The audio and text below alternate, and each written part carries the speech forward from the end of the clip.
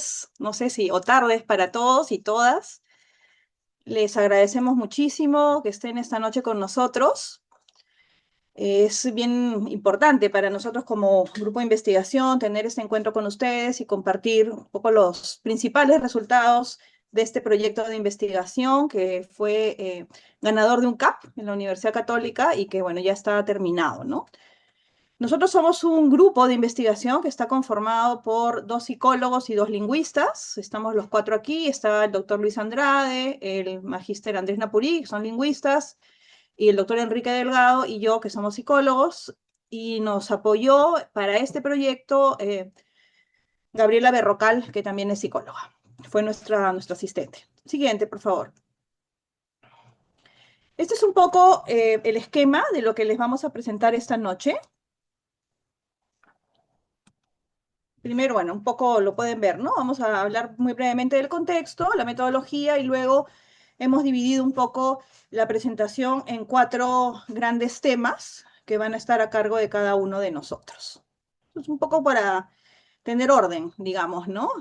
No tienen ninguna relación con la importancia o la centralidad de los temas. Siguiente, por favor, Carlos. Muy bien, ¿cuál es el contexto?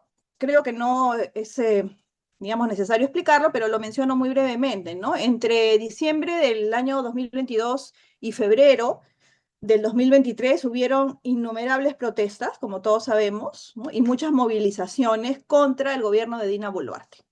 Estas empezaron inicialmente en la sierra y luego se trasladaron a Lima, ¿no? Como producto, digamos, de estas movilizaciones, lamentablemente hubieron personas fallecidas, ¿no? Se reportan en estas protestas iniciales 68 personas, ¿no? Y algunos de estos fueron crímenes de lesa humanidad, ¿no? Como dije, estas movilizaciones inicialmente en la sierra se trasladaron a la capital y vinieron muchas personas, incluyendo miembros de pueblos indígenas, para unirse a las protestas, ¿no? Y pidiendo la renuncia de Dina Boluarte. Ese es un poco el contexto general, ¿no? Siguiente. Entonces, entre el 17 y el 21 de enero del año 2023, hubieron dos eventos especialmente conflictivos en el marco de estas protestas que acabo de describir, ¿no? La primera fecha se detuvieron entre 20 y 30 personas, ¿no? En la Central de Comunidades Campesinas del Perú, y en la segunda se intervino la Universidad Nacional Mayor de San Marcos. Y ese es el contexto que nos ocupa en esta investigación, porque, digamos, a raíz de esa detención en la universidad, muchos traductores e intérpretes se organizaron de diversas maneras para poder dar apoyo, ¿no? A estas personas detenidas. Muy bien. Siguiente, Luis. Gracias, Susana. Yo voy a contar brevemente cuál es la metodología general que hemos seguido y los detalles acerca de el reclutamiento de los participantes, de las participantes en la investigación, cómo los contactamos y cómo trabajamos con ellos y ellas. Primero, nos llamó mucho la atención por las características de nuestro grupo. Estamos siempre muy interesados en temas de derechos indígenas, en la relevancia y el éxito que tuvieron esos traductores e intérpretes como participantes mediadores en el proceso de detención. Tomamos conocimiento de su compromiso en los eventos que Susana ha relatado, ¿no? Y entonces pudimos contactar a 8 de las 10 personas que según la información oficial habían prestado servicios de traducción e interpretación en las oficinas de seguridad del Estado, tanto entre quechua y español como entre aymara y español. Hicimos entrevistas por Zoom, básicamente por la conveniencia en el tiempo de los y las entrevistadas entre abril del 2024 y enero del 2025. Ahí están brevemente las características de los participantes. No voy a no voy a entrar mucho en detalle en esto. Solamente quiero recalcar que a nivel laboral ya sabemos con mucha claridad que los traductores e intérpretes indígenas no se dedican exclusivamente a esta labor, en su gran mayoría son excepcionales los que lo hacen, los que obtienen sus ingresos principalmente de la traducción y la interpretación, son casos excepcionales, por ejemplo en el quechua cusqueño y en el quechua ayacuchano, pero no mucho más.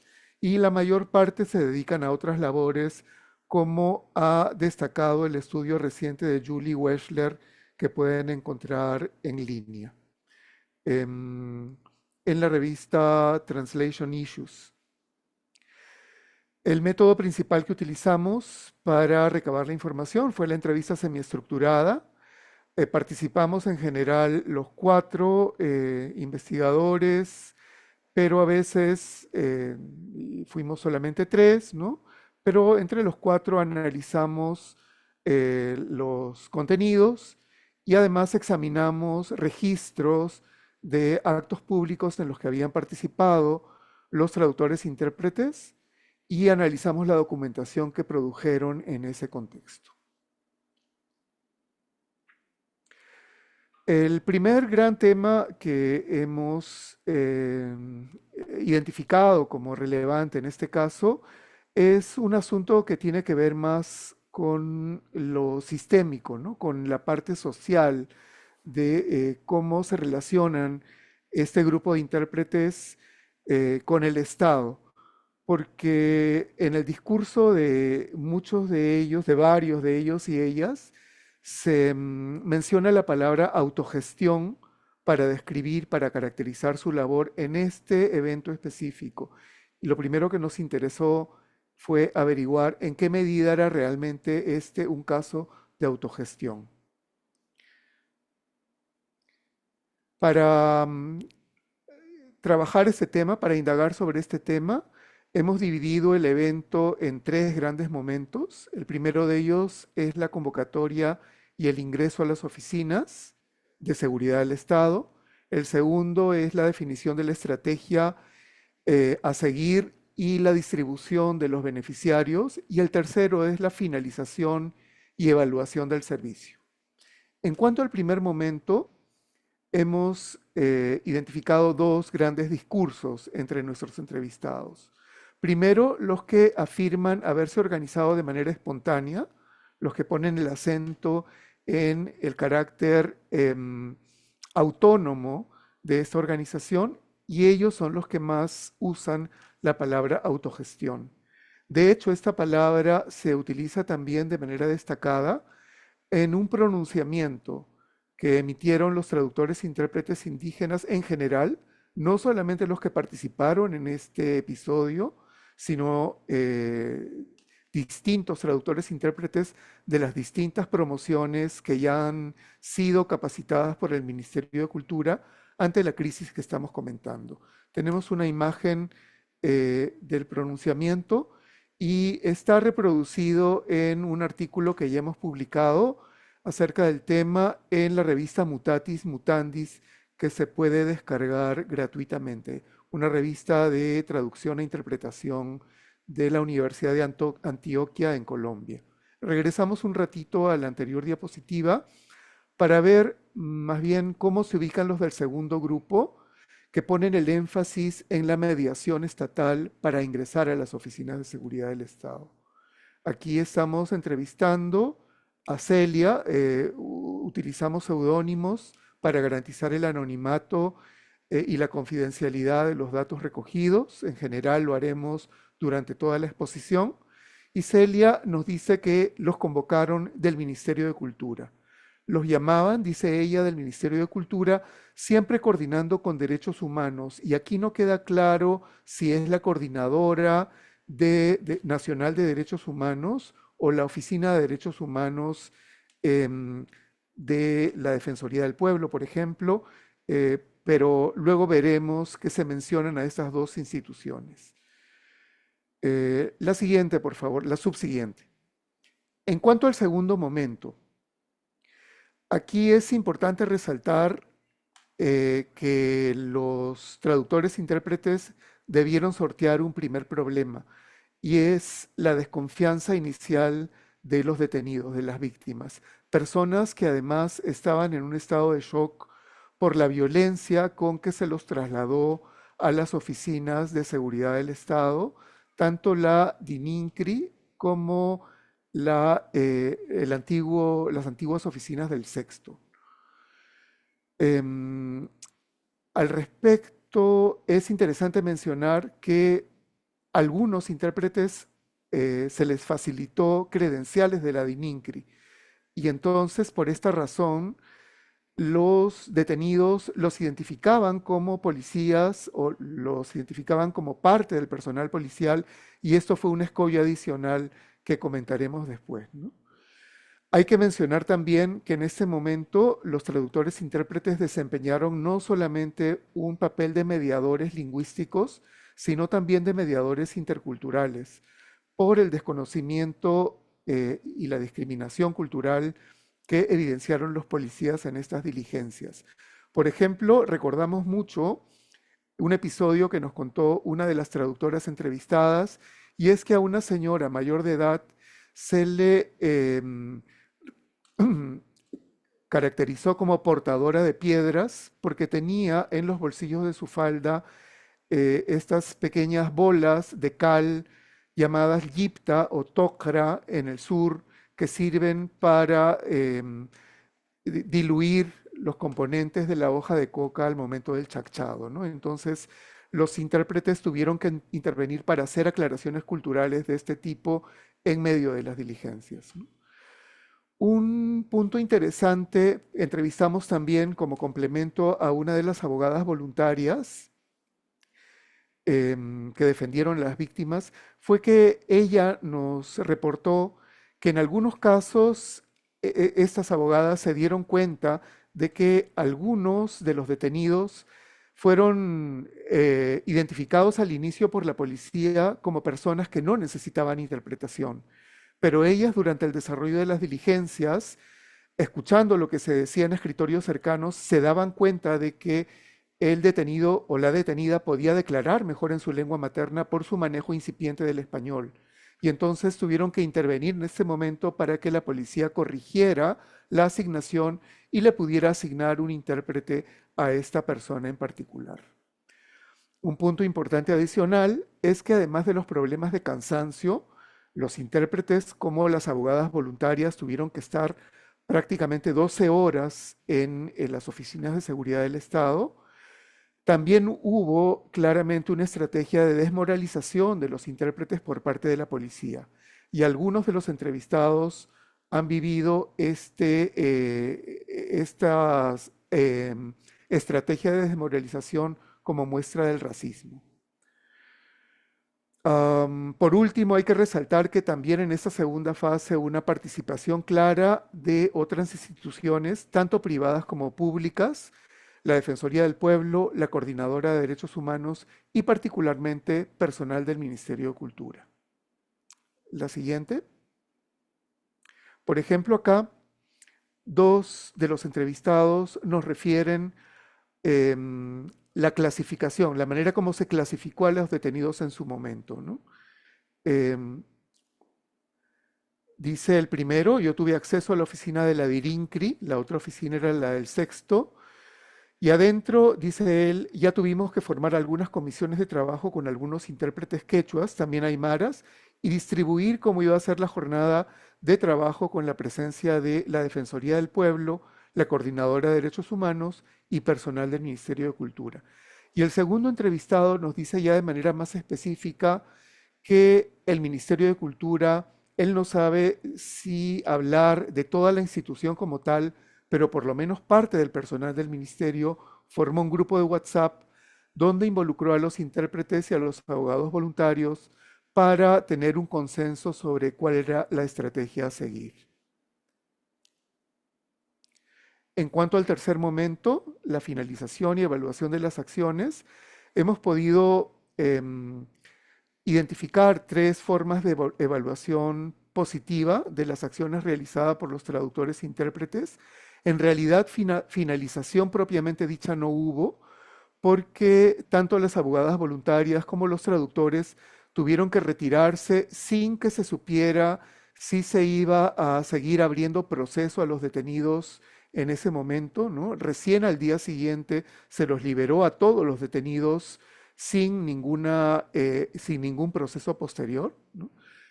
pero en todo caso su actividad fue evaluada positivamente. Un entrevistado por lo menos dijo que recibió remuneración simbólica de 50 soles. Un vacío en nuestra guía de entrevista que nos parece importante resaltar es que no preguntamos específicamente por la remuneración, pero ese entrevistado nos refirió que sí recibió este dinero, otros dos que lo hicieron ad honorem, pero sí recalcamos que en proyectos de investigación futuros sobre oficios desvalorizados o de valoración incipiente como este, debería, por una estrategia más bien de apoyo a los participantes, recalcarse siempre la necesidad de remuneración, ¿no? Este es un tipo de trabajo en el que siempre la traducción, la interpretación se suele pedir como un favor, desconociendo la formación que han tenido los nuevos profesionales, ¿no? Para prestar servicios. Hubo una retroalimentación positiva, curiosamente, del propio personal policial, que se acercó al final a algunos de los traductores diciéndoles, disculpen por las incomodidades, sabemos que esto no ha sido fácil para ustedes, reconocemos que han trabajado con seriedad, pero estas órdenes vienen de arriba. Y por último, una retroalimentación positiva muy clara por parte de las abogadas voluntarias. Este, por ejemplo, es un tuit público de la abogada Renata Bregaglio, una de las voluntarias, que refiere lo siguiente: muchos de los detenidos eran quechohablantes, sin embargo, por el hecho de hablar algo de castellano, no se les ofrecía intérprete o se ridiculizaba el pedido diciendo, pero él entiende. Sin embargo, la diferencia de lo declarado con o sin intérprete era abismal. Y en una pantalla siguiente, impresionante el trabajo de intérpretes del Ministerio de Cultura. Fueron ellos y no la Fiscalía quien facilitó el servicio. Estuvieron más de 12 horas acompañándonos. Y tenemos distintos testimonios de la abogada entrevistada para nuestro proyecto, en donde se da muestra del profesionalismo de la acción de los participantes. Para resumir un poquito esta parte, ¿no? Los principales hallazgos que hemos encontrado: una vez más se confirma el fuerte entrelazamiento entre traducción e interpretación indígenas en un país como el nuestro y la defensa de los derechos humanos, particularmente los derechos indígenas. Importante resaltar también cómo se replicaron en los traductores e intérpretes las prácticas de discriminación étnico-racial que habían sufrido los propios detenidos según distintos reportes periodísticos. En particular, recordamos el reportaje del País que muestra cómo los detenidos fueron animalizados durante el trayecto a las oficinas de seguridad del Estado y amenazados duramente por el personal policial. Bueno, el hallazgo más importante en torno a nuestra pregunta inicial es que no hay esta autogestión, ¿no?, que se refería en el discurso de algunos de los participantes. El personal del Ministerio de Cultura y de la Defensoría del Pueblo ha estado coordinando en los diferentes momentos, y de la policía incluso, con los intérpretes, pero pensamos que el énfasis en la autogestión se conecta con una necesidad de mantener distancia de los actores y las estructuras estatales en un momento de crisis como es el que estamos comentando. Entonces recalco que, hablando de dilemas de los traductores e intérpretes indígenas, un primer dilema que hemos identificado es este, ¿no? Nos acercamos, ¿cuánto nos acercamos al Estado en un momento de crisis, siendo nosotros mismos representantes de la institucionalidad estatal? Entonces, hasta ahí esta primera parte, y le doy el pase a Susana para Ujú. que nos hable de la identidad moral de los participantes. Gracias, Luis. Bueno, yo como psicóloga que soy, no soy lingüista, voy a poner el foco más bien en un proceso subjetivo que nos pareció como muy resaltante, ¿no? En las entrevistas que hicimos, y que lo he llamado identidad moral en los traductores e intérpretes. Siguiente, por favor. Ahora, ¿qué cosa es la identidad? En términos muy sencillos es esto, ¿no? Primero es un concepto complejísimo, psicológico, pero no solo psicológico, sino también intersubjetivo y social, ¿no? Que lo podemos asociar a lo que vamos a llamar el sí mismo o el self, ¿no? Que es una palabra que se utiliza mucho. Entonces, son definiciones del self que podemos decir responden a la pregunta ¿quién soy? ¿No? Y también quién quiero ser, ¿no? Si pensamos un poco en este self ideal o identidad ideal, ¿no? Entonces, pero ¿quién soy? Y la respuesta a la pregunta que hizo quién soy tiene diversos componentes, porque uno es de muchas maneras y en muchos espacios, ¿no? Entonces, ¿quién soy, por ejemplo, en términos étnicos? ¿Quién soy en términos culturales, religiosos, políticos, de género o lo que fuera? Profesionales, por ejemplo. Y también podemos responder a la pregunta quién soy en términos morales, ¿no? O sea, ¿quién soy yo en términos eh, de la justicia, por ejemplo? ¿Me considero una persona justa, no justa, responsable, solidaria o no? ¿En qué grado, en qué medida? ¿No? Entonces, digamos que la identidad también tiene una manifestación vinculada a la esfera moral o a la dimensión ética de la vida, por decirlo de alguna manera, y esa es lo que llamamos identidad moral. ¿De acuerdo?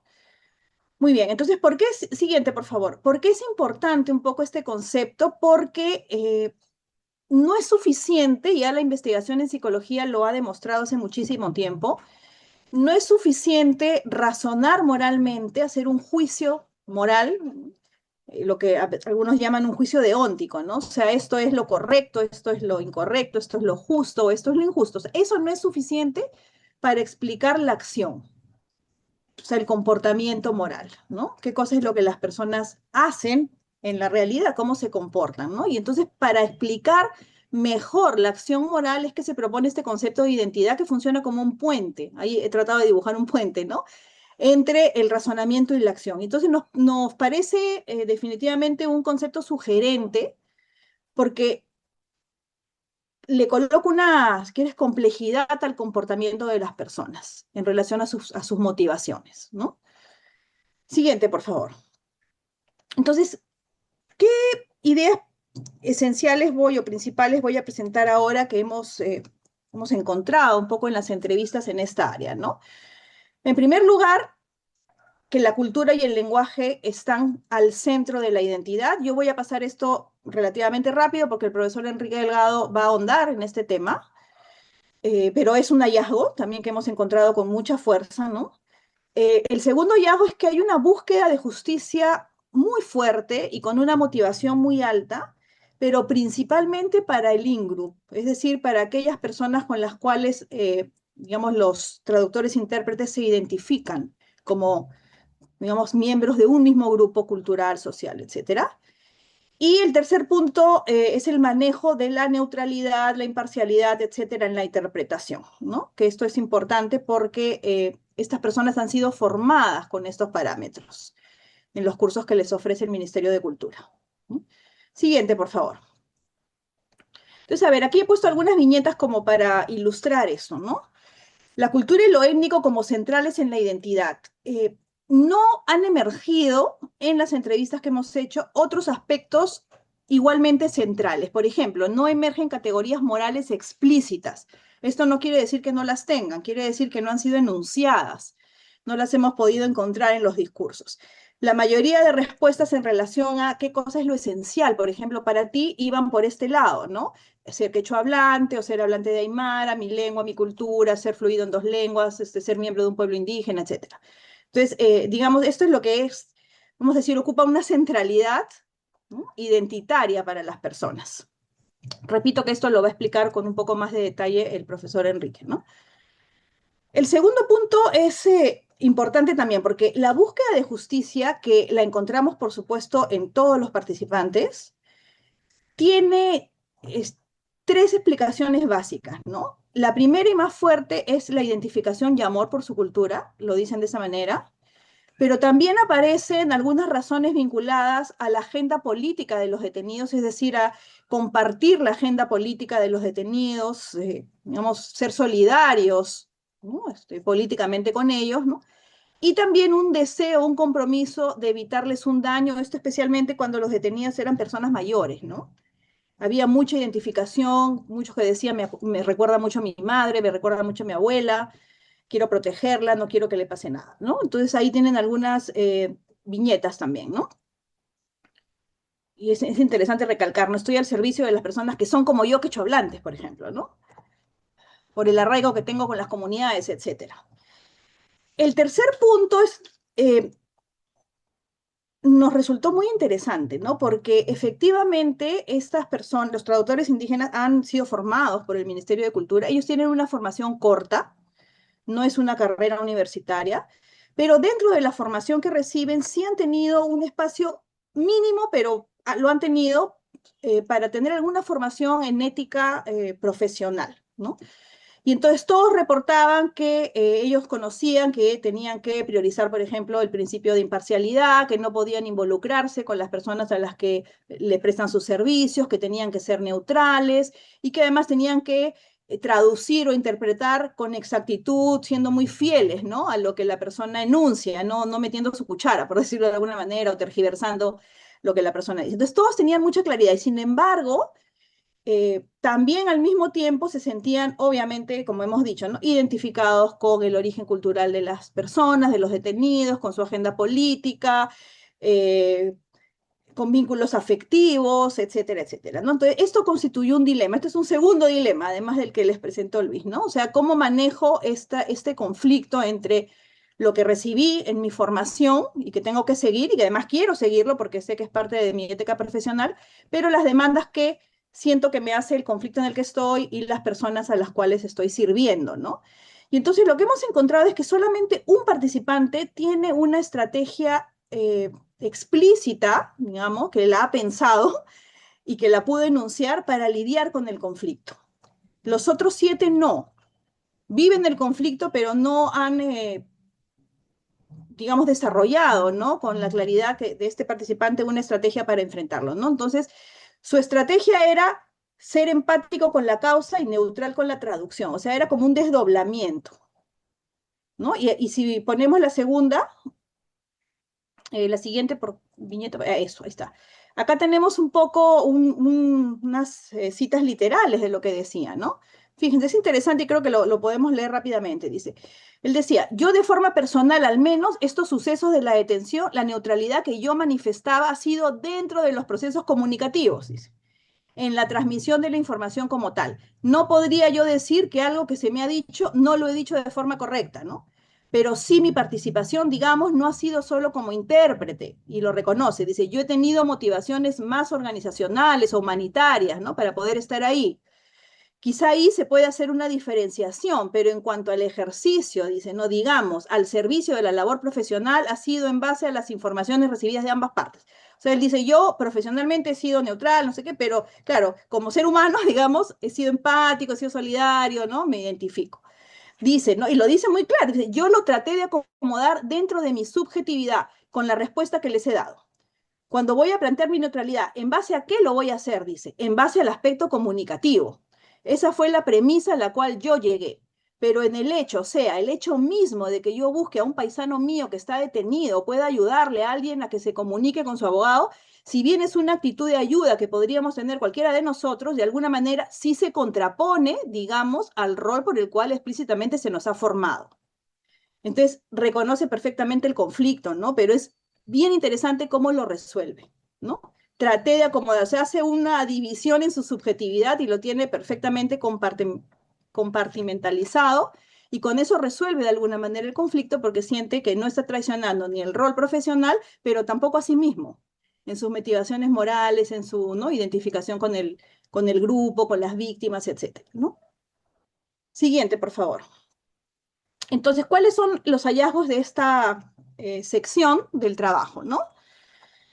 En primer lugar, que hay diferencias en la configuración del self moral de los participantes, ¿no? Con mayor o menor centralidad de esta característica en cada uno de ellos, ¿no? Sin duda. Ese es el primer punto, ¿no? El segundo punto es que si bien todos han experimentado el conflicto de tener que, ¿no? Prestar servicios a personas con las cuales se identifican y cuya causa comparten, haciéndolo además siguiendo un poco estas prescripciones de la ética profesional, o sea, todos son conscientes del conflicto. Solo en un caso se observa una estrategia explícita a nivel psicológico, digamos, para lidiar con este conflicto y con el dilema que les produce. ¿no? Es una estrategia de protección del self, ¿no? Para mantenerse, digamos, dentro de los parámetros éticos que la persona ha construido para sí misma y al mismo tiempo, ¿no? Siguiendo los lineamientos de la ética profesional de su disciplina, de su actividad, ¿no? Y el tercer punto, que claro, digamos, no lo hemos desarrollado en la presentación, pero sí hemos explorado bastante sobre esto, es que se requiere sin duda alguna mayores espacios reflexivos para los traductores indígenas, porque se van a encontrar con situaciones como esta probablemente durante todo su ejercicio profesional y requieren un espacio formativo más amplio en ética profesional y sobre todo un espacio reflexivo que les permita reconstruirse, ¿no? A sí mismos y reflexionar sobre las demandas éticas, etcétera, que estas situaciones tan complejas les hacen, ¿no? Sí, creo que aquí me quedo y le doy el pase, me parece, al profesor Enrique. Muchas gracias, Susana. Yo voy a comentar, como adelantaba la profesora, sobre la centralidad de la identidad étnica, identidad cultural en los traductores, ¿no? Como comentaba Susana, la identidad es un concepto complejo, tiene diversas dimensiones. Ella ha presentado, digamos, la dimensión moral o identidad moral, ¿no? Esta manera de responder a la pregunta, ¿quién soy yo? ¿No? Otra dimensión que en los participantes ha sido fundamental es la dimensión cultural, ¿no? La identidad tiene un componente fenomenológico, como las personas se perciben, tiene un componente estructural, porque la manera como nos definimos tiene diferente importancia y áreas más importantes que otras. Tiene un componente social, por ejemplo, está relacionado con los grupos con los cuales nos identificamos. Y también un componente discursivo, porque en la interacción con unas personas o con otras, eh, se enfatiza una pertenencia u otra, ¿no? Eh, Estoy resumiendo varias teorías identitarias en esta breve presentación. Vamos a los resultados, por favor, la siguiente diapositiva. Entonces, como adelantábamos, la identidad étnica es un eje o un núcleo que articula tanto la motivación de los traductores para intervenir, su posicionamiento moral y cómo ellos legitiman su intervención. Ser andino, quechua o aymara, los conecta directamente con una memoria histórica, eh, una continuidad cultural y por lo tanto con una responsabilidad, con un deber, ¿no? Preservar la lengua y los saberes comunitarios. Vamos a ver en un momento algunas viñetas ilustrativas de esto, ¿no? Pero, por supuesto, hay tensiones entre este orgullo identitario y las experiencias de discriminación, comentaba Luis, que incluso se han reproducido en el ejercicio mismo de su labor apoyando a los detenidos, ¿no? En algunos casos, ¿no? Y entonces hay un conjunto de estrategias ambivalentes que oscilan entre el silenciamiento y la reivindicación pública de las lenguas originarias. Vamos a conversar sobre eso a partir de, digamos, cuatro grandes tópicos o temas relacionados con la centralidad de la identidad étnica. Y vamos al primero, en la siguiente diapositiva, por favor, Carlos. ¿Sí? Em, este primer tema lo hemos denominado así, expresa de alguna manera lo que los diferentes participantes han transmitido, ¿no? Ser andino es reconocer la resistencia y la dignidad. Va a aparecer mucho en la resistencia porque, vamos, hay una articulación estrecha, entrelazamiento entre identidad, lengua y resistencia, ¿no? Son como tres puntos en permanente tensión, ¿no? Entonces, ser andino para nuestros entrevistados es una forma de sostener la dignidad y la autoestima colectiva, allí donde la historia y la vida cotidiana más bien han desvalorizado lo indígena, que es el contexto, lamentablemente, de nuestro país, ¿no?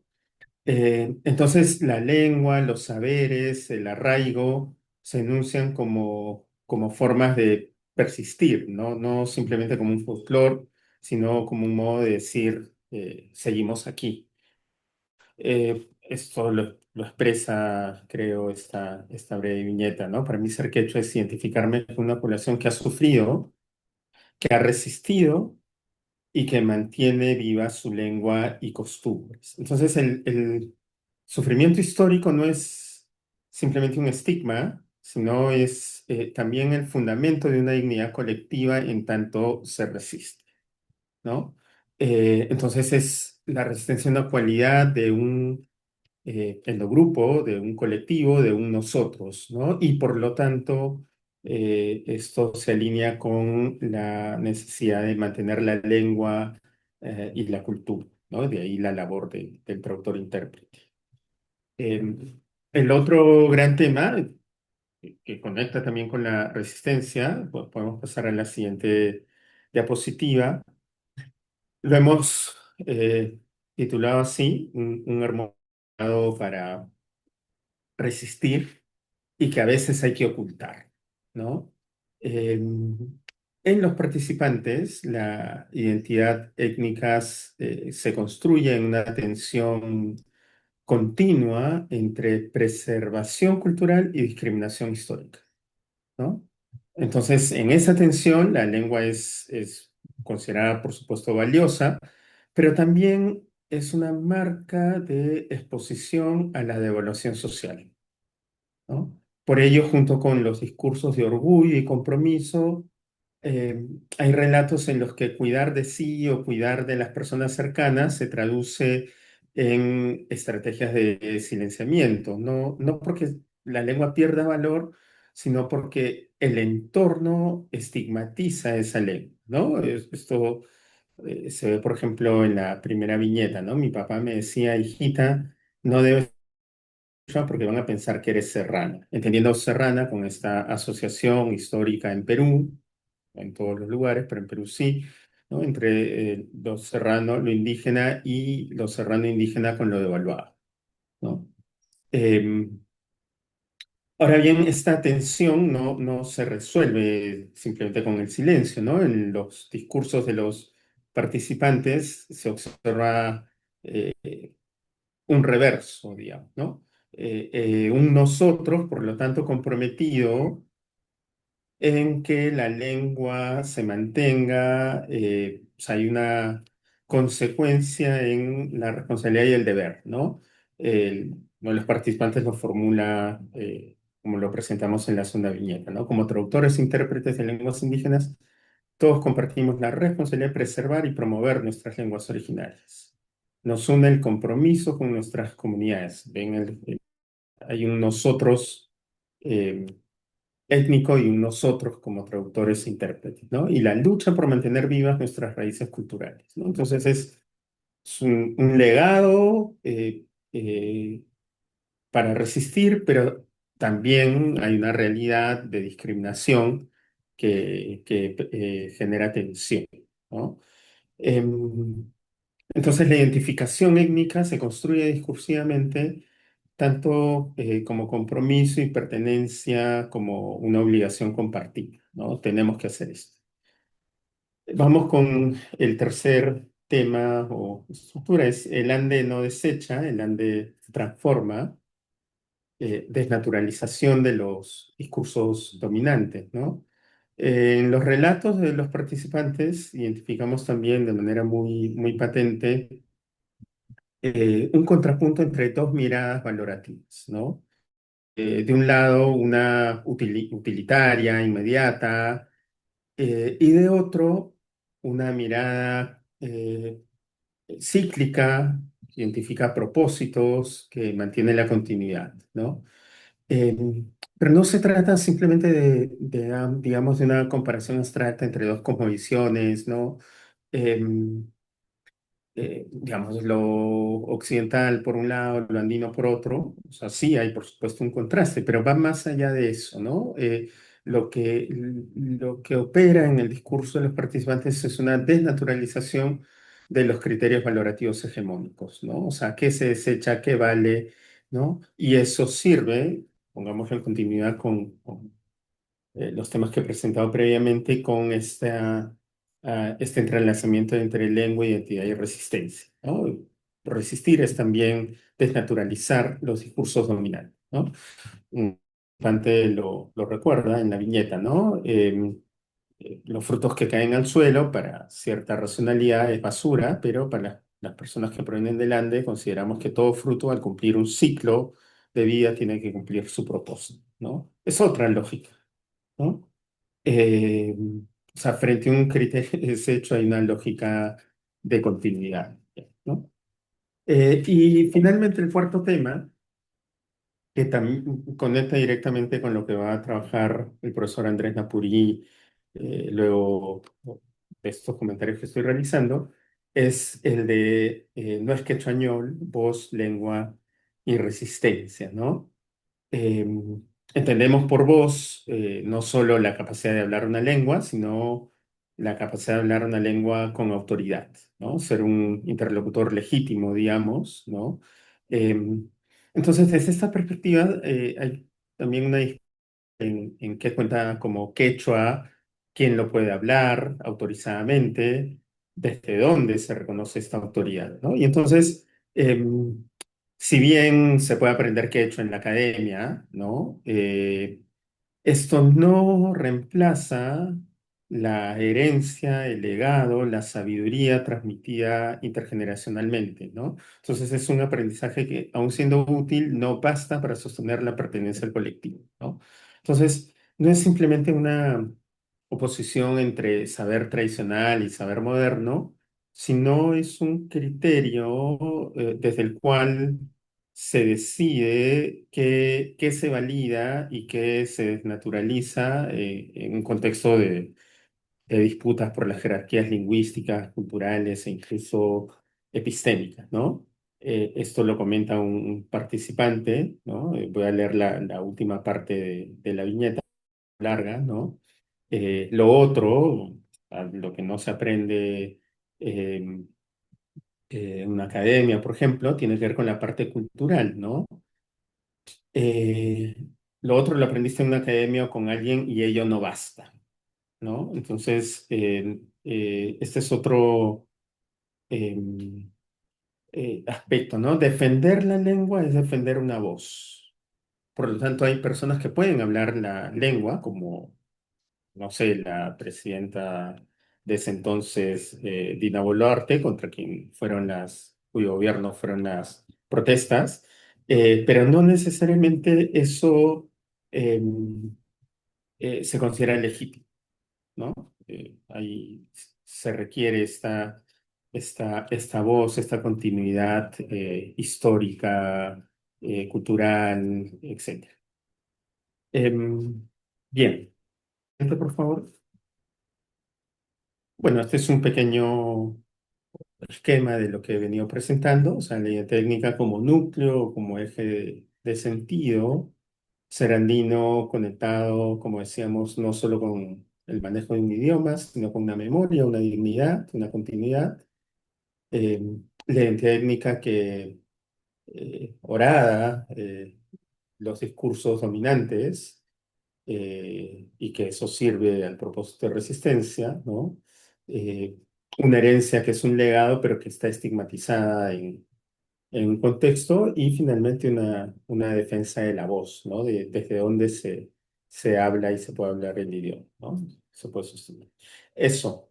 Eh, Como ven, creo que es expresivo, ¿no? O sea, la identidad étnica es el núcleo de las otras significaciones, ¿no? Desde ahí, y eso es quizá para algún participante que esté escuchando en este momento puede decir, claro, es evidente porque para nosotros es lo central, pero justamente es un hallazgo porque no es evidente en todos los casos, ni es evidente tal como lo han conceptualizado los diferentes participantes, ¿no? Con lo cual doy paso al profesor, ¿no? Esto ya lo he comentado, podemos pasar a la siguiente, Carlos, al profesor Andrés. ¿Qué tal? Buenas tardes con todos. Muy contento de poder participar de esta presentación con ustedes. Bueno, por mi parte, mi intención es sobre todo centrar un poco la discusión acerca de cuáles son las ideas detrás, algunas ideologías frente a qué es ser quechohablante en el Perú y en concreto, ¿no? En esta crisis política que vivimos y que estamos viviendo en realidad hasta el día de hoy.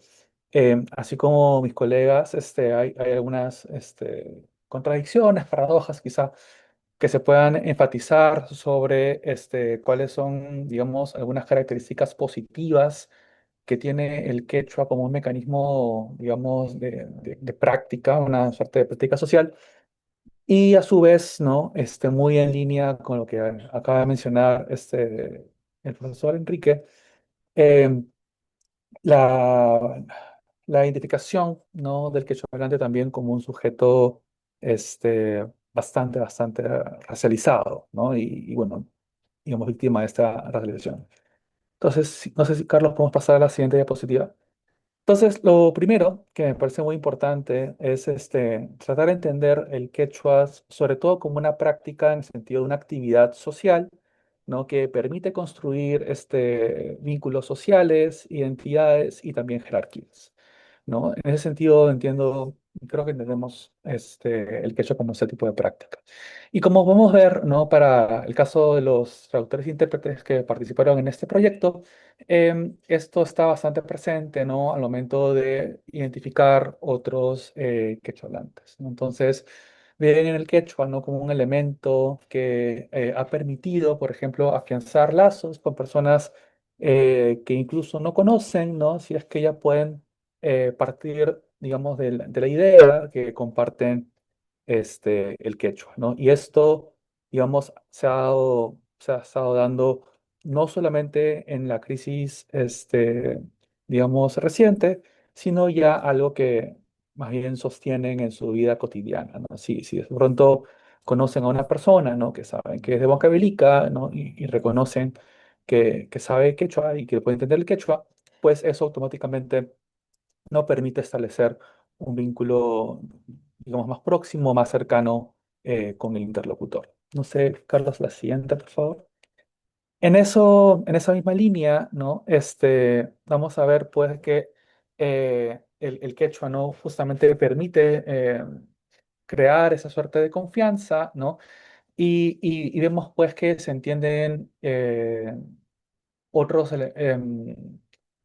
otras prácticas o otras formas de vincularse de manera diferente, ¿no? Como los chistes, ¿no? Vamos a ver que de pronto se percibe una mayor, como dicen ellos, ¿no? Una agilidad comunicativa que de pronto en la manera de formar un vínculo o establecer esta comunicación en español no resulta tan prolífico, ¿no? Entonces, de alguna manera, ¿no? se entiende que la capacidad de hablar en quechua o comunicarse en quechua, pues genera esta suerte de sentido de comunidad. Como vamos a ver, que es lo que también mencionó el profesor Luis Andrade, esto también tiene una función política muy importante. No sé si la siguiente diapositiva. Porque también hay bastante conciencia, ¿no? de que el quechua también permite justamente mantener un vínculo más cercano, ¿no? con algunas autoridades, más allá del margen o del contexto en el que se dio esta tensión, estos actos de detención en San Marcos. ¿No? Vemos que algunos traductores reconocen pues, que hablar quechua con autoridades coloniales es algo que prefieren hacer, ¿no? Que, digamos, el quechua no es como a veces se presenta de forma estereotipada, una lengua que se encuentra solamente limitada al espacio privado o íntimo, sino que también tiene esta suerte de potencial político, ¿no? de mediación en contextos de tensión o crisis, ¿no? Siguiente diapositiva, por favor. Otro elemento que nos parece también muy importante de señalar es que ser quecholante también es una manera, ¿no? o se entiende una forma de vincularse con el mundo, ¿no? de sentir, ¿no? Esto está también muy alineado con lo que ha estado mostrando el profesor Enrique Delgado, ¿no? Y que esta socialización en quechua es algo con lo que uno nace y se forma, ¿no? Que la adquisición del quechua, digamos, a posteriori puede ser un proceso relativamente nuevo, ¿no? Pero, digamos, manejar la gramática, aprenderla fuera de la comunidad, digamos, es otro tipo de proceso adquisitivo, ¿no? Pero que, digamos, en tanto uno nace con el idioma, ¿no? Este idioma forma parte de estos elementos sustanciales, ¿no? Que constituyen su identidad y su cultura. Siguiente diapositiva, Carlos, por favor. Ahora, frente a esto, ¿no? Esto también es importante señalar, ¿no? Que, digamos, los traductores e intérpretes también reconocen, ¿no? De que en tanto son identificados como hablantes de quechua, eh, que puede ser por cuestiones como su acentuación o de pronto algunas cuestiones léxicas. Este ejemplo clásico que está bastante bien representado en la literatura sobre el motoseo, ¿no? Este asunto de la neutralización de las vocales, eh, genera, ¿no? Una estigma social bastante clara, que lo tiene bastante presente, ¿no? Y que esta identificación como sujetos andinos o sujetos quecholantes, pues termina en la reproducción de algunos prejuicios pues, que no desean. Siguiente diapositiva, por favor, Carlos. En ese sentido, ¿no? Vemos, por ejemplo, ¿no? De que hay esta predilección, ¿no? En algunos entornos un poco más íntimos, ¿no? Esta preferencia, por ejemplo, por hablar un castellano mal hablado a hablar el quechua, ¿no? Para poder, digamos, tomar cierta distancia del estigma que puede generar ser quechua hablante, ¿no? Entonces es en muchos sentidos, ¿no? Bastante interesante, ¿no?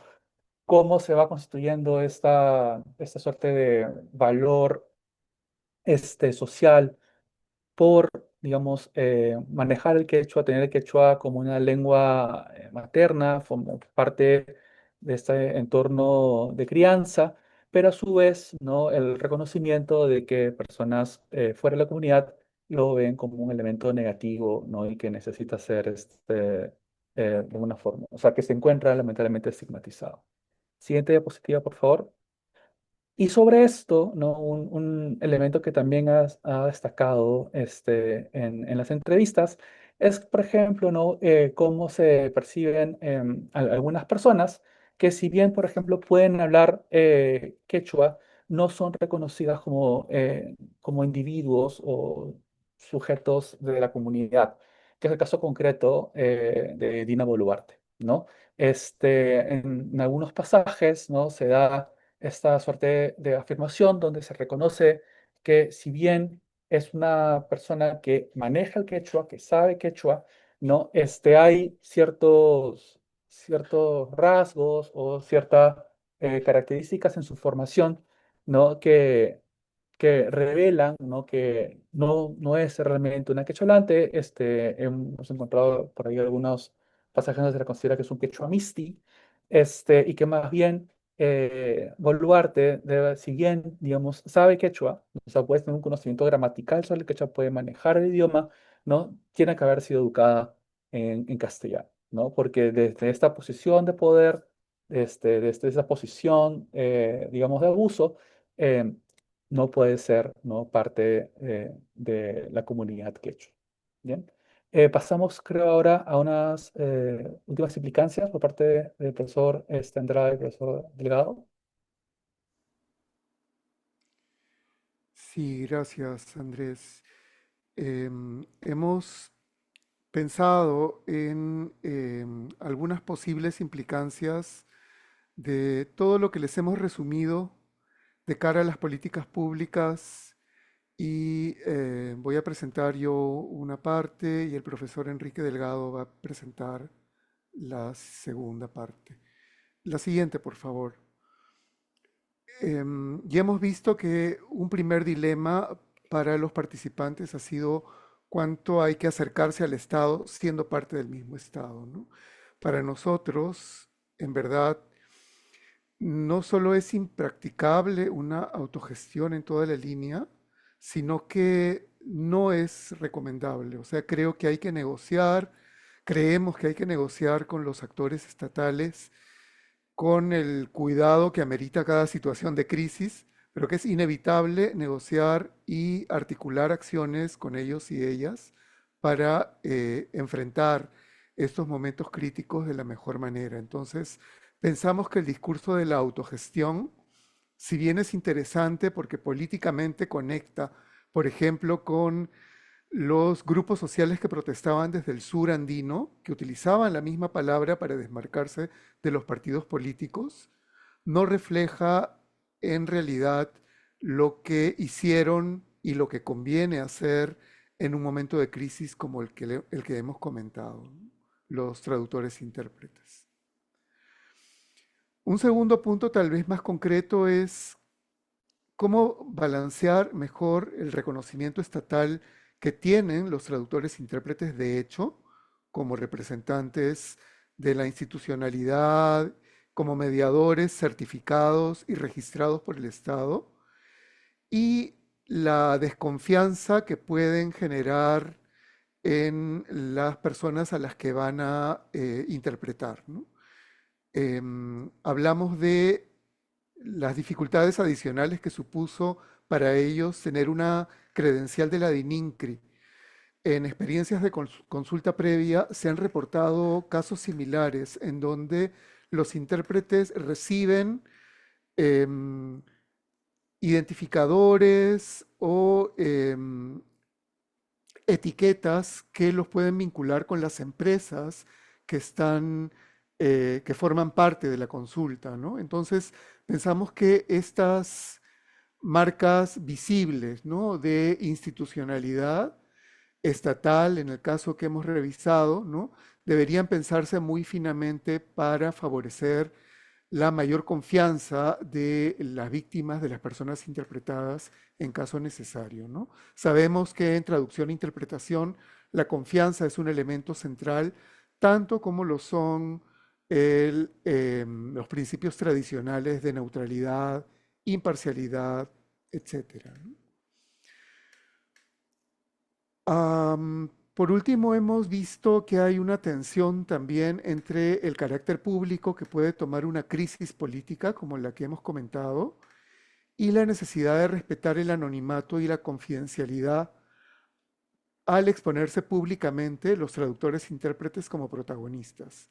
Ahí hay diferentes posiciones entre nuestros entrevistados, algunos que preferían mantener de manera muy firme el anonimato como parte del mandato profesional y otros entrevistados que no tenían problema en mostrar su imagen públicamente como los intérpretes que voluntariamente habían acudido a las oficinas de seguridad del Estado a ayudar a las víctimas. Creemos que este es un tema que también vale la pena conversar con un poco más de fineza y detalle para futuros eventos críticos que seguramente y lamentablemente van a seguir ocurriendo en nuestro país. Y por último, señalamos la necesidad en esa primera parte de fortalecer la coordinación interinstitucional para garantizar los derechos lingüísticos. Y aquí un ejemplo que nos parece muy ilustrativo es que no se sabe en realidad quién llamó finalmente a los traductores e intérpretes, si lo hizo el propio Ministerio de Cultura a instancias de la Coordinadora de Derechos Humanos o lo hizo la Defensoría del Pueblo, como lo reportó esta misma institución en un informe acerca de los eventos de San Marcos, ¿no? Entonces, ahí vemos que hay diferentes agendas que muchas veces no son sinérgicas, no son colaborativas en el propio marco estatal para viabilizar una interpretación adecuada en momentos de crisis. Em, sí. Ahora continuaré con algunas implicancias para la formación y reconocimiento de los traductores e intérpretes, ¿no?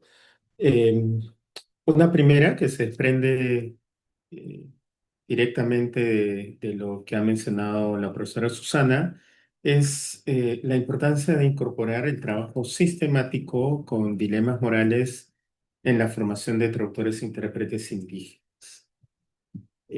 Los dilemas morales son no solamente situaciones de tensión valorativa, sino son una estrategia validada que favorece el razonamiento moral, ¿no? Es una manera, eh, digamos, una estrategia pedagógica y psicológica para favorecer el desarrollo, ¿no? Y las diferentes situaciones que enfrentan los traductores e intérpretes indígenas muestran pues la importancia de entrenarse cada vez más en este campo, ¿no? Para ello es clave sistematizar experiencias como componente de formación y desarrollo profesional. Un poco lo que hemos hecho en este proyecto no es una sistematización de experiencia propiamente dicha, pero contribuye a ello, ¿no? En educación, por ejemplo, es una práctica frecuente sistematizar experiencias pedagógicas exitosas, también con las tensiones, con las dificultades, ¿no? Y consideramos que sería importante desarrollar diferentes eh, sistematizaciones de este conjunto de desafíos que los traductores e intérpretes indígenas encuentran a cada momento, no solo en este contexto de crisis que hemos estudiado, sino en muchas otras situaciones, cuando hay tensiones entre la comunidad y la industria extractiva, etcétera, ¿no? Eh, una tercera implicancia es la importancia y la urgencia de reconocer, de fortalecer el rol de los intérpretes indígenas como mediadores interculturales y no solo como traductores técnicos, ¿no?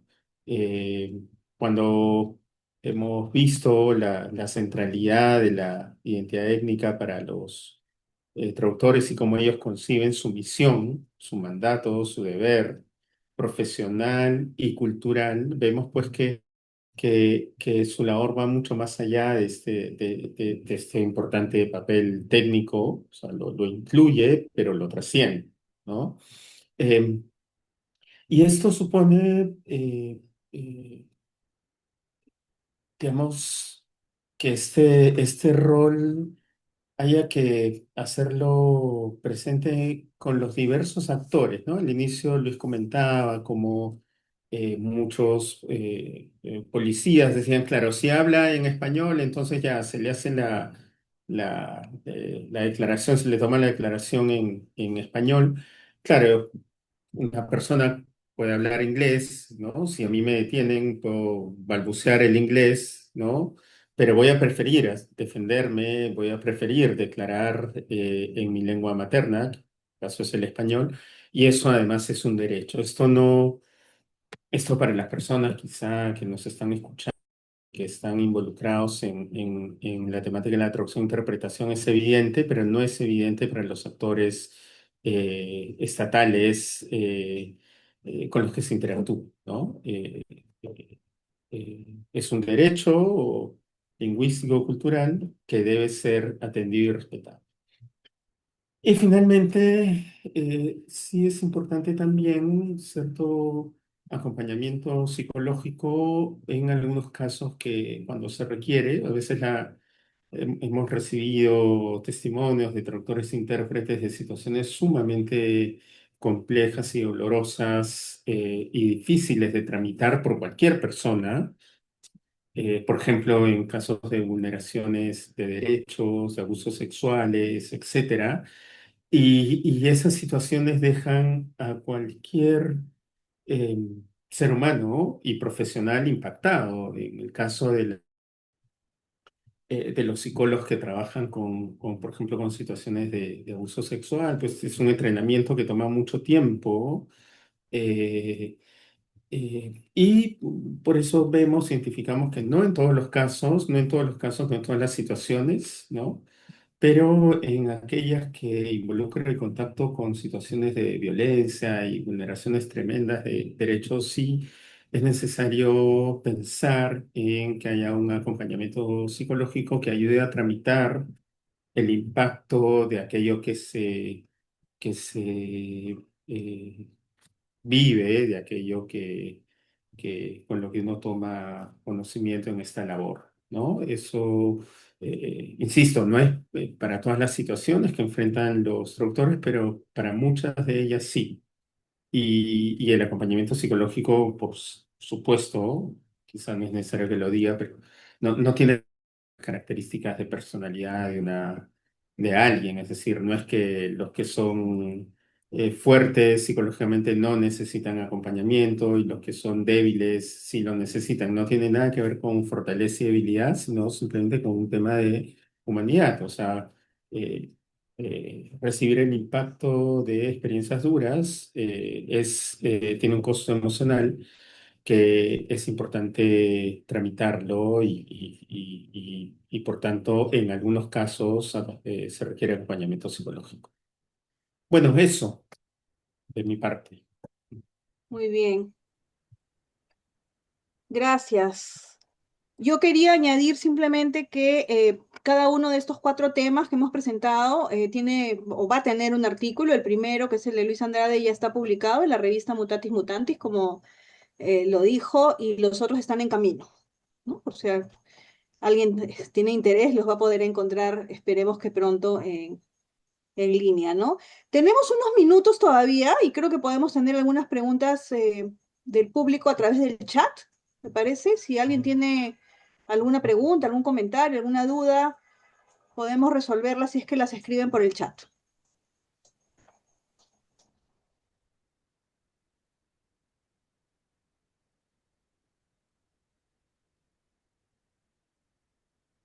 ¿No? Esperamos a ver.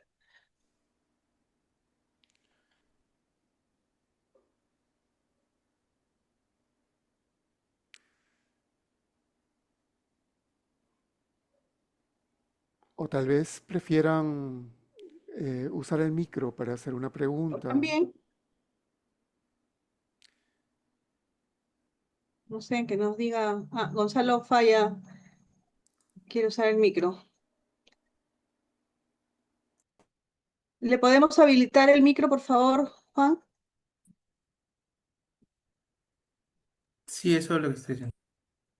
A, a Gonzalo Falla. ¿Ya está habilitado? ¿Puede activar su...? Sí, Gonzalo, Sí, hola. adelante. Sí, hola, pues estaban aquí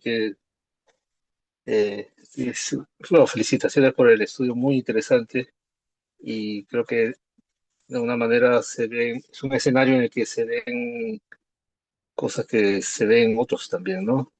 Quería referirme específicamente al tema de la experiencia de la autogestión que se mencionó a propósito de los intérpretes, que es una experiencia que se ve en general en muchos servidores públicos, ¿no? Esta sensación de que están solo frente al Estado y en buena medida responde a la forma en cómo se ha configurado el servicio civil en nuestro país, ¿no? Esta sensación de que están destacados a un puesto en el cual tienen que dar la cara a los ciudadanos, pero un ciudadano que muy probablemente tiene un conflicto con el Estado y no tiene mayores herramientas.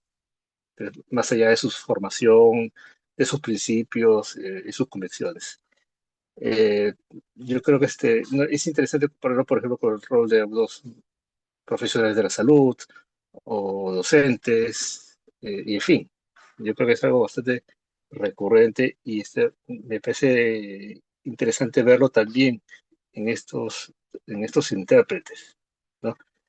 Y claro, y por eso también esta reflexión que ponen ustedes al final sobre las implicancias para las políticas públicas, sobre a qué institución finalmente se van a escribir y en representación de qué entidad se va a presentar ante un ciudadano. Eh, y esa representación, por ejemplo, cuando va con el carnet de la policía o con el carnet de una empresa extractiva, necesariamente va a generar fricciones, así que me parece este, clave esta recomendación, ¿no? O sea, en nombre de qué se va a presentar ante el ciudadano y, y porque de ahí se desprende cuál es el interés que se va a, a defender, ¿no? Y bueno, ahí está, bueno, la explicación sobre la identidad moral también pues, es clave, ¿no? ¿Cuál es el dilema que está movilizado y por el cual se decantan finalmente en su actuación? Nada, era más que preguntar, era un comentario que no le quería dejar pasar y nada, nuevamente felicitaciones por el estudio. Gracias, Gonzalo. Tenemos dos manos, bueno, en el chat Virginia Zavala y la mano de participante uno. De repente le damos la palabra a participante que levantó primero, después a Virginia, y ahí según la hora ya vemos si cerramos, ¿no? Listo. Sí, El micro mm, para Virginia y para participante uno también. ¿y se me escucha o no? ¿Qué? ¿Se me Sí, escucha? Ya, Sí, sí, ¿qué tal? perfecto. Ya, buenas noches. Sí, nada, felicitaciones, me uno a las felicitaciones. La verdad que es súper importante ver este caso, ¿no? Me quedé curiosa de varias cosas porque me pareció súper interesante cómo construían una distinción con Dina Boluarte como quechua hablante, ¿no? O sea, porque acá el Estado que vulnera derechos está representado por esta presidenta que de alguna manera ha adquirido el quechua también y lo maneja de alguna manera. Entonces, esa distinción que se produce, ¿no? Me parece muy interesante y me parece que da para más cosas y eso de que no cualquier quechua, lo que pasa es que no han tenido, digamos, no ha habido tiempo para desarrollar todo lo que han hecho, pero también en algún momento hablan del quechuañol y mi pregunta específica es si el término quechuañol es un término émico que salió porque no lo vi en el extracto, ¿no? Entonces, si salió de los participantes o por qué aparece ahí el quechuañol. Entonces, este fenómeno de que hay como una especie de estrategia de autenticación, ¿no? Como que cuál es el quechua legítimo y cuál no, y por qué es que se hace esa distinción, y con quién y con qué intereses y qué está detrás de eso, ¿no? Me parece como un tema dentro de muchos temas que son muy interesantes de todo lo que han compartido. Bueno, gracias. Gracias, Virginia. Participante uno también tiene la mano, habría que habilitarle el micro. Sí, ya le Sí, escuchamos. buenas noches. Ya está. Buenas noches con todos. Bueno, después de que se haya culminado este estudio, tal vez vienen muchos recuerdos sobre la labor que hemos realizado o también, bueno, eh, viendo que hacen algunas sugerencias, también como en mi labor de traductora e intérprete, me es necesario, ¿no? Personalmente recogerlos y, claro, tal vez si es que se puede llevar alguna entidad del Estado, como en este caso el Ministerio de Cultura, como la principal entidad formadora, ¿no? Y tenía una consulta en específico sobre la sistematización. Esta propuesta que realizan es dirigida como una acción que debe realizar el intérprete como tal o tal vez es una propuesta que dan para el proceso de formación de los intérpretes, porque claro, prácticamente la labor como esta u otras que realizamos eh, se ejecuta y luego queda allí, ¿no? Pero claro, la experiencia nos va permitiendo mejorar tal vez las estrategias o estar preparados para escenarios de conflicto como este u otros, pero me parece interesante esta propuesta y cómo proponen o a quién está dirigido, ¿no? Gracias. súper importante la pregunta. No sé, Y Susana, no si sé si tú... Luis quieres dar no sé, un Yo, cierre sí, en general a las tres intervenciones. solamente quisiera referirme a esta última pregunta de participante uno, muy relevante la curiosidad, ¿no? Algunas de las implicancias, la mayor parte de las implicancias que hemos mencionado Enrique, el profesor Enrique y yo, han sido dirigidas sobre todo a la institucionalidad estatal, pero hay algunas que pueden ser tomadas por los propios traductores e intérpretes con la agencia y el compromiso que han demostrado en esta ocasión para organizarse también y debatir Por ejemplo, estoy pensando en este dilema de si presentarse públicamente en situaciones de crisis o no. O sea, dar la cara públicamente en redes sociales, ¿no? Ahí yo creo que hay cosas que convendría que ustedes, como profesionales indígenas, podrían conversar antes de generalizar una propuesta e institucionalizarla. Entonces creo que hay como dos niveles, por lo menos acá, ¿no? Un cierto tipo de recomendaciones, por ejemplo, cómo se va a presentar en general a los traductores e intérpretes, lo que mencionaba Gonzalo. Sí conviene darles una credencial del Ministerio de Cultura para que no se estén presentando como personal de la DININCRI en este caso, o de la empresa extractiva en un caso de consulta previa. Eso tendría que ser parte de una decisión institucional. Pero hay otras recomendaciones como esa que mencionaba, que podrían fácilmente ser tomadas por ustedes mismos como profesionales indígenas para debatirlas y tomar una postura común.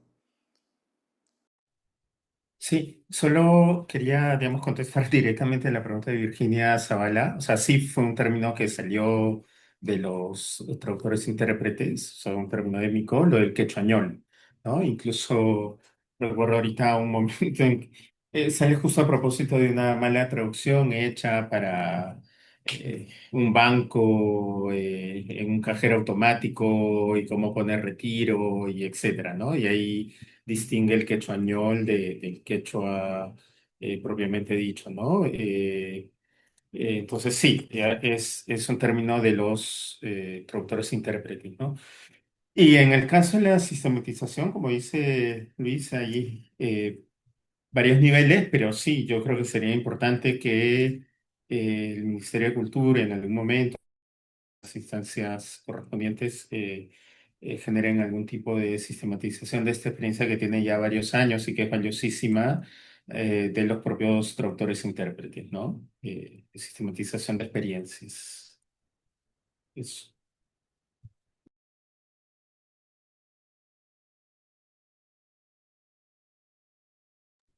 No sé si para redondear un poco lo de Dina Boluarte muy brevemente, por ejemplo, en el caso de ella no se señala que hable un quechuañol, pero sí es bastante enfático y claro, ¿no? De que, digamos, la razón por la cual no es quecholante es por su forma en la que ha sido socializado, cómo tiene que haber crecido, que además, digamos, entiendo que en parte es una asunción.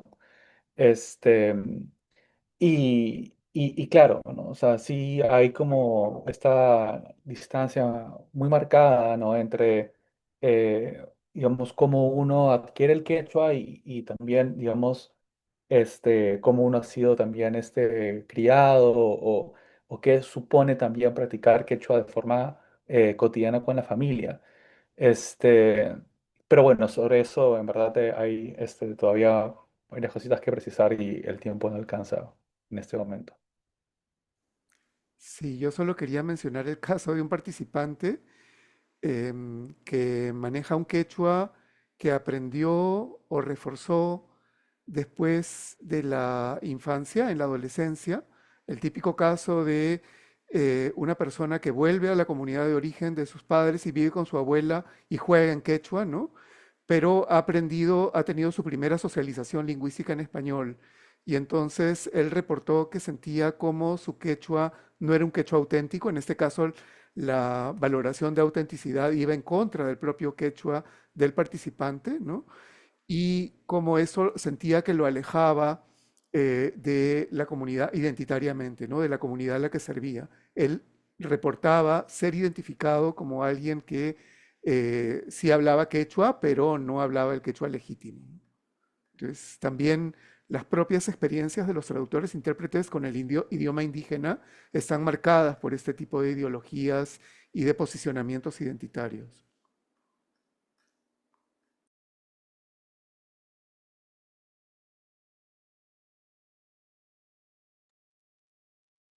Bueno, para no alargarlo demasiado el tiempo, ¿no? que quedamos, vamos a terminar aquí, me parece, ¿no? Les agradecemos muchísimo que hayan venido, que nos hayan escuchado. Este es un estudio que Ha sido muy interesante para nosotros, muy demandante también y que en donde hemos aprendido todos, creo, muchísimo, ¿no?